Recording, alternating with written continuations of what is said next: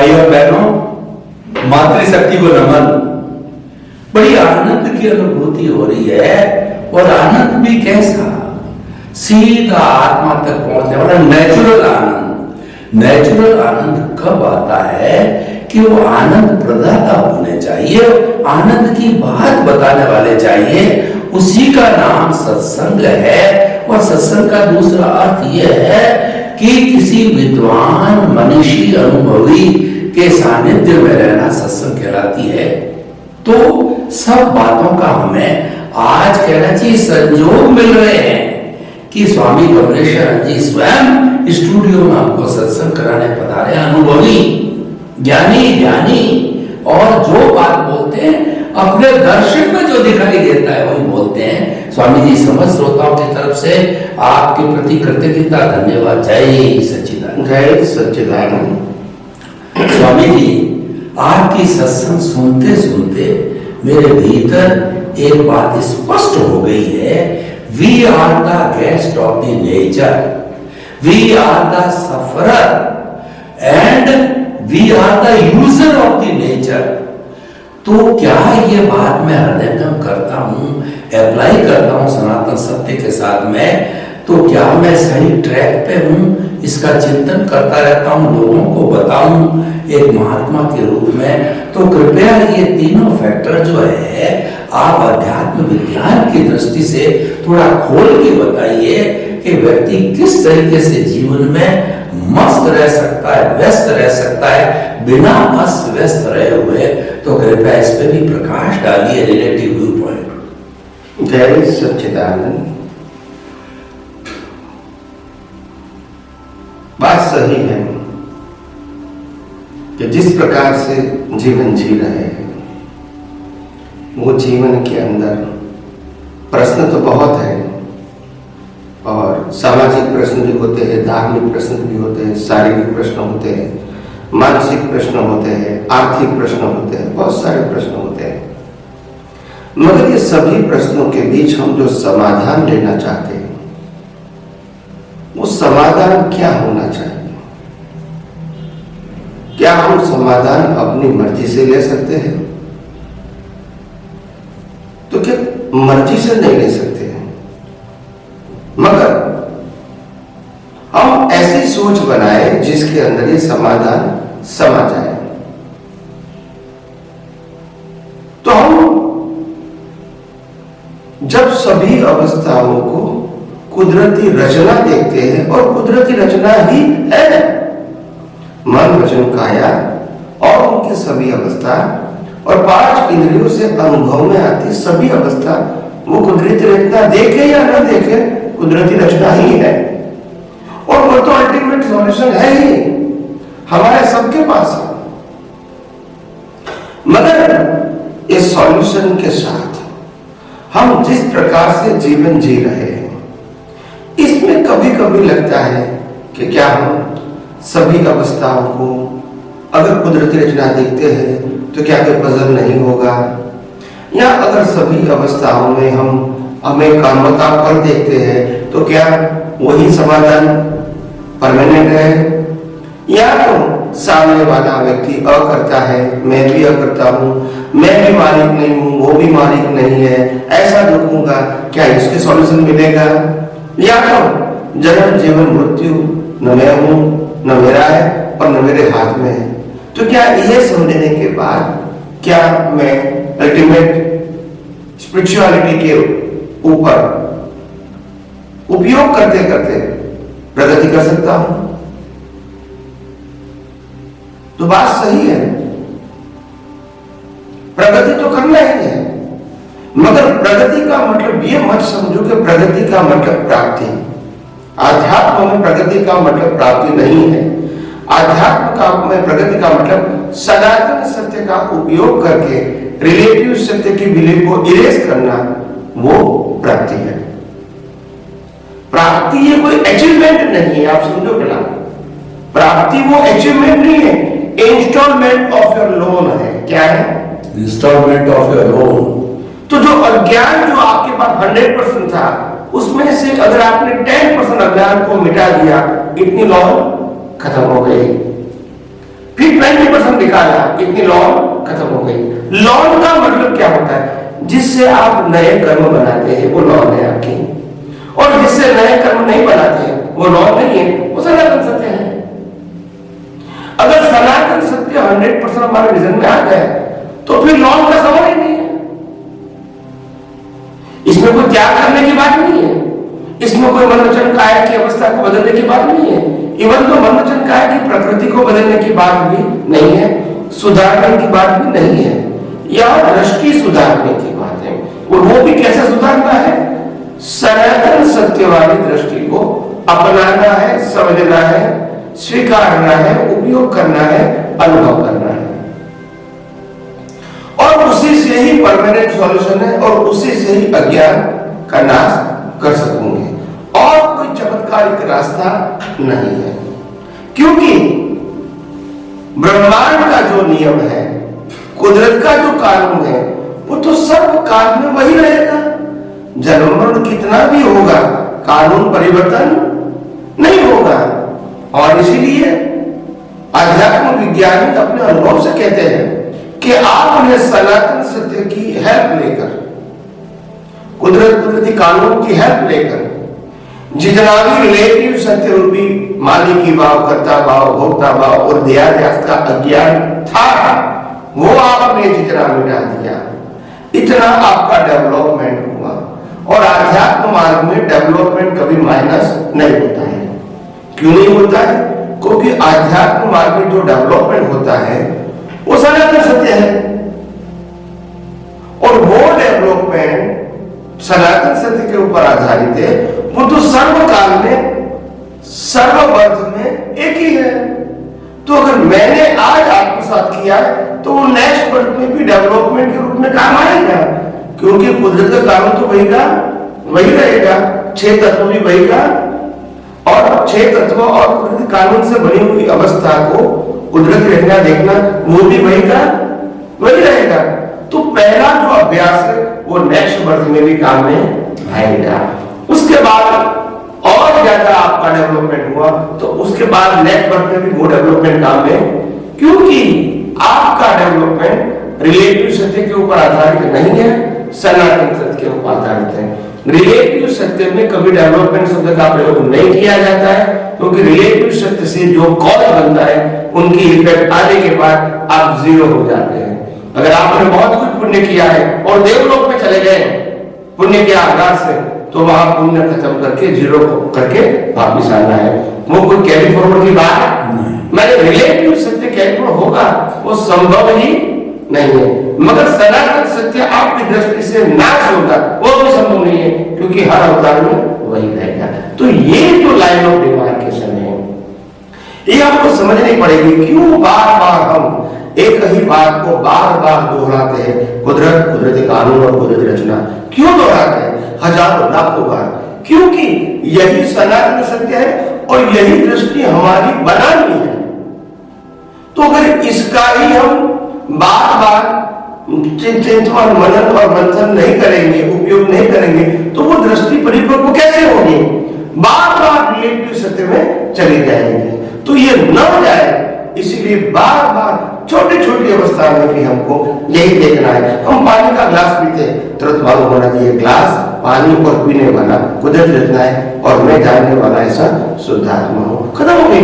तो प्रसंग इंपॉर्टेंट नहीं है, आपने कुदरती रचना देखा वो आपकी दृष्टि का इंपॉर्टेंट है, क्रिया का इंपॉर्टेंट नहीं है। आप समझे? कोई भी क्रिया, हम बाल बनाते हैं, हम स्नान लेते हैं, हम कपड़ा पहनते हैं, हम खाना खाते हैं, हम काम पे जाते हैं, हम वॉक करते हैं, कुछ भी करते हैं, आप देखते रहो कि ये कुदरती रचना है। अगर ये देखोगे तो भी मालूम होगा कि आपको लोड नहीं आएगा, क्योंकि कुदरती रचना के रूप में देख रहे हो। मैं कर रहा हूं, मैं चल रहा हूं, मैं बोल रहा हूं, मैं खा रहा हूं, ऐसा आप नहीं देखते हैं। तो यू आर द ऑब्जर्वर। और हमारे आध्यात्म विज्ञान में ऑब्जर्वर शब्द की बहुत वैल्यू है, क्योंकि ऑब्जर्वर वो न डूअर है, न ओनर है, न सफरर है। जो कुछ भी हो रहा है उसको ऑब्जर्व करता है। कैसे करता है ऑब्जर्व? ऑब्जर्वर ऑब्जर्व करता है कि ये न मैं हूं और ना ही मेरा है, और इसीलिए मैं जिम्मेदार भी नहीं हूं। तो अपने आप कोई भी परिस्थिति अगर मनोचन का है कि होती है, इसमें आप रिलैक्स फील करते हैं। तो इसीलिए मैंने कहा कि ये जो आध्यात्म विज्ञान है बहुत बड़ा विज्ञान है, और मैं समझता हूं ये विज्ञान जैसे जैसे आम लोगों के पास जाएगा, थिंकर व्यक्तियों के पास जाएगा, वो पकड़ लेगा, और इतना सटीक है और इतना अनुभव सिद्ध है कि जो व्यक्ति ये विज्ञान को समझ की दृष्टि से जैसा ही उपयोग करेगा तुरंत इसको रिवॉर्ड मिलेगा, एक्सपीरियंस। ये कोई चमत्कार की बात, ये कोई मोनोपोली की बात, ये किसी के ओनरशिप की बात है ही नहीं, और नहीं ये कोई संप्रदाय की बात है, ये व्यक्ति विशेष से ऊपर है, ये कुदरत की बात है। तो इसीलिए मैं समझता हूं पूरे भारतवर्ष के लोग और पूरे विश्व के लोग प्रत्यक्ष या परोक्ष रूप से ये सनातन सत्य को समझने की कोशिश करेंगे, जो कुदरती कानून और कुदरती रचना के ऊपर आधारित है।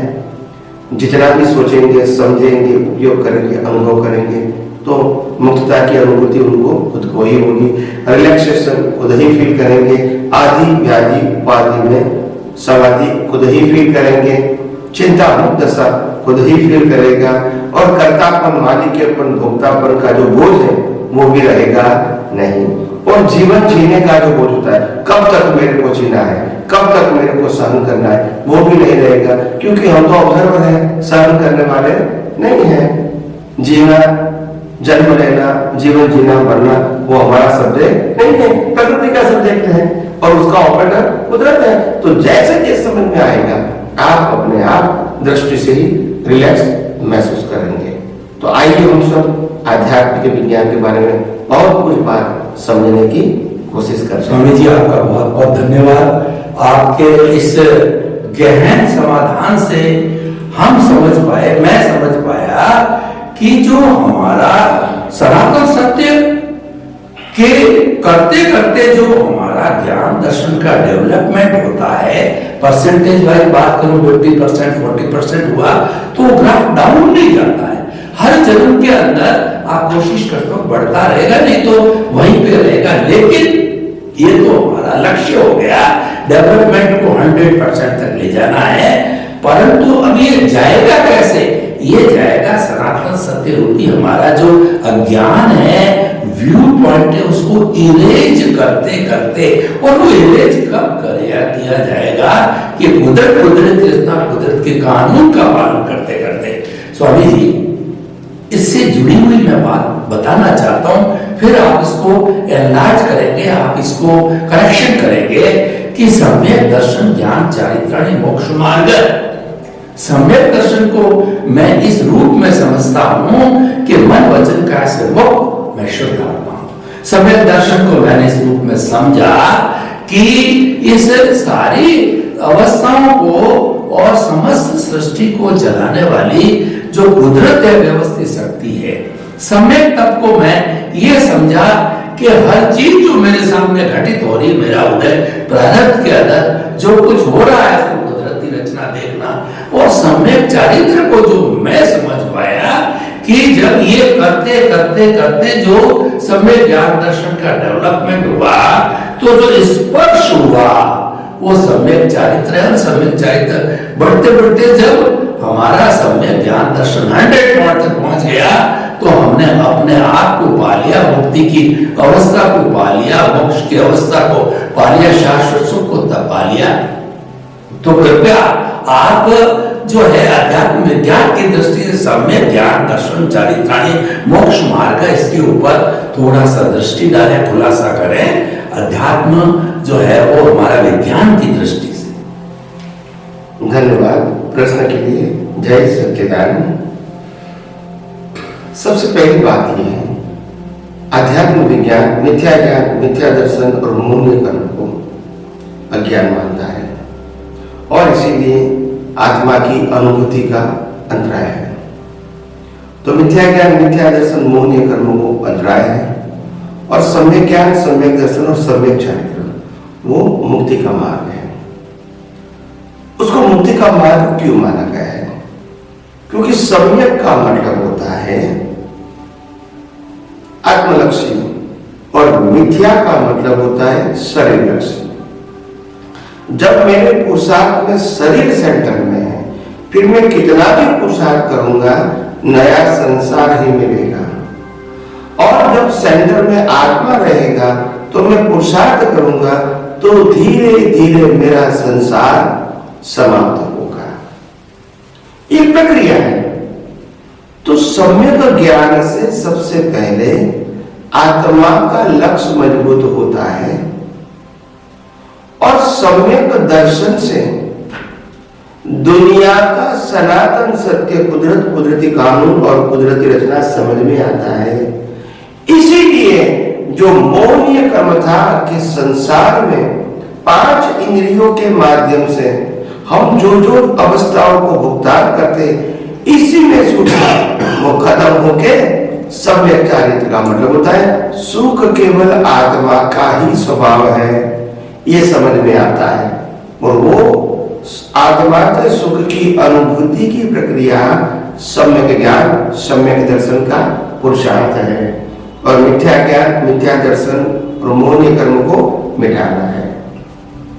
तो कहने का मतलब ये बात बहुत सिंपल है, टेढ़ी मेढ़ी या गोल गोल नहीं है।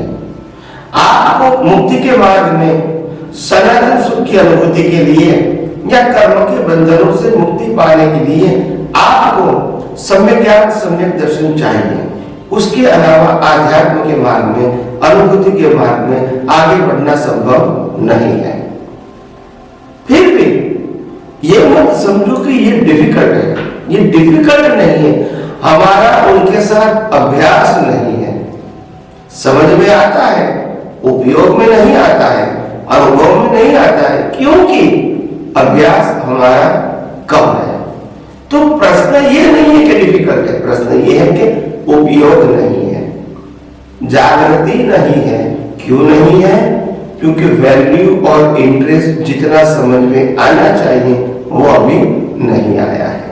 हमारे पास लाख रुपए का नुकसान है, वो दिखता है हमको नुकसान, पर हम आत्मा में न रह के अनंत अवतार का कर्म का बंद करते हैं, वो नुकसान दिखता नहीं है। आप समझे? और इसीलिए जैसे जैसे सम्यक ज्ञान, सम्यक दर्शन की वैल्यू समझ में आएगी तो अपने आप जागृति रहेगी। क्योंकि मोहनीय कर्म का मतलब क्या है? इस संसार में सुख है, वो सुख मानना, सुख स्वीकारना, सुख अनुभव करना, सुख को प्राप्त करना, ये मोहनीय कर्म है। वास्तव में इस संसार में सुख है नहीं, दुख भी नहीं है, सुख भी नहीं है। सुख केवल आत्मा का स्वभाव है। और दुख का मतलब जन्म मरण, दुख का मतलब हम जिसको बाप पुण्य कहते हैं वो नहीं, जन्म मरण ही दुख है। बाकी जीवन में सुख दुख नहीं है, दोनों अपनी कल्पना है। कोई भी अवस्था को एक व्यक्ति सुख भी मान सकती है, दूसरी दुख भी मान सकती है। एक कहती है शादी करने में सुख है, दूसरा कहते हैं दीक्षा लेने में सुख है। एक कहता है नौकरी करने में सुख है, दूसरा कहता है बिजनेस करने में सुख है। एक कहता है डॉक्टर बनने में सुख है, दूसरा कहता है इंजीनियर बनने में सुख है। तो ये कोई सुख की परिभाषा थोड़ी है, इट्स अ व्यू पॉइंट। समझ में आया ना? सच्ची सुख की परिभाषा है सुख केवल आत्मा का ही स्वभाव है। और संसार में सुख देखो जैसी चीज कुदरत ने नहीं दिया है, तो फिर क्या है जीवन? जीवन है अपने कर्मों का फल भुगतना, और कर्मों के फल को सुख दुख टाइम आप देते हैं।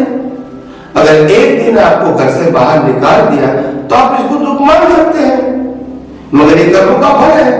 और राम को 14 वर्ष का वनवास हुआ तो भी दुख नहीं लगा। तो ये सुख दुख हमारी कल्पना है, हमारी पीढ़ी पे, वास्तव में वो कर्मों का हिसाब है।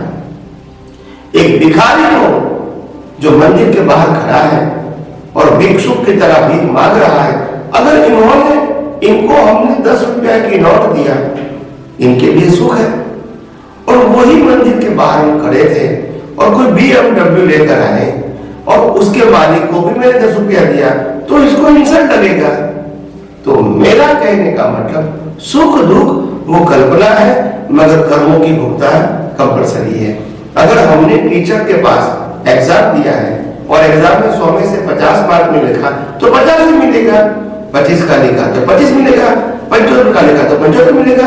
मगर टीचर हमको पास फेल नहीं करते हैं, एग्जाम का क्या देते हैं, रिजल्ट देते हैं, हम इसको पास फेल बोलते हैं। तो आइए हम सब अध्यात्म विज्ञान में और भी जानकारी आगे आगे एपिसोड में सुनते रहेंगे, समझते रहेंगे। स्वामी जी आपका बहुत बहुत धन्यवाद। हमको एक मूल समाधान मिला कि अल्टीमेटली आपको अगर सनातन सत्य को जानना है, सनातन सुख को जानना है और शाश्वत सुख की प्राप्ति करनी है, आपको मुक्ति के मार्ग में जाना है, तो आपको हर हालत में अपना ज्ञान दर्शन को सम्यक बनाना पड़ेगा। और सम्यक ज्ञान दर्शन ऑटोमेटिकली डेवलप होता रहेगा अगर आपके केंद्र के अंदर सनातन सत्य की केंद्र में आत्मा है, तो ऑटोमेटिकली होता रहेगा। तो हमको जो अज्ञान को इरेज करने के लिए केंद्र में से शरीर को ध्यास को हटा करके आत्मा को बिठाना पड़ेगा। और जितने जितने रिलेटिव व्यू पॉइंट्स है, जितना जितना हमारा जो ज्ञान है उसको इरेज करता रहना पड़ेगा। उसके लिए हमको कुदरत के कानून का उपयोग करना पड़ना पड़ेगा। स्वामी जी बहुत बहुत सटीक सही और समाधान, इसके अंदर कोई भेद नहीं हो सकता, क्योंकि ये तो सनातन सत्य पर, ये तो सिद्धांत पर आधारित है, व्यू पॉइंट पर आधारित नहीं है। आपका बहुत बहुत धन्यवाद, साधुवाद करके देता। जय जय सच्चिदानंद, जय सच्चिदानंद।